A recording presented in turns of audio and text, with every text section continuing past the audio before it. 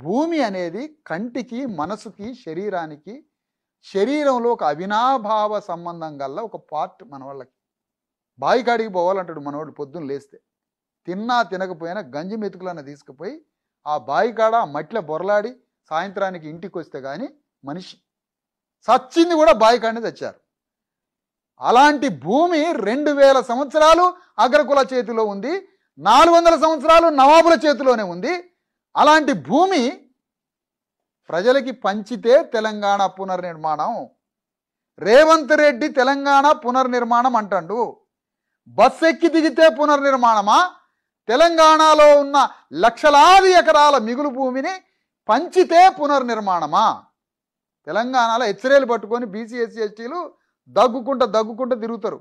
తెలంగాణలో టీబీ రోగం దొరలకు రాలే. రిచ్చా దొక్కి రాళ్ళు బండలు కొట్టడం, తెలంగాణ మొత్తం బండలు కొట్టుడేగా బీసీ ఎస్సీ ఎస్టీల పని. ఎక్కడైనా రెడ్డి రావులు బండలు కొట్టంగా చూపిస్తారా? నాకు నెత్తురు చూసుకొని ఇంటికి వచ్చిన రెడ్డి రావులను చూపిస్తారా? రిక్షా తొక్కి నల్గొండ నుంచి, మహబూబ్ నగర్ నుంచి రిక్షా దొక్కడానికి హైదరాబాద్ వచ్చి లోపల ఊపిరితిత్తులు పగలగొట్టుకొని టీబీ వచ్చి రక్తం కక్కుని చచ్చిపోయారు కదా భూమి లేక. ఆ భూమే గ్రామాల్లో ఉంటే హైదరాబాద్ వచ్చి రిక్షా తొక్కుతారా? తొక్కరు కదా.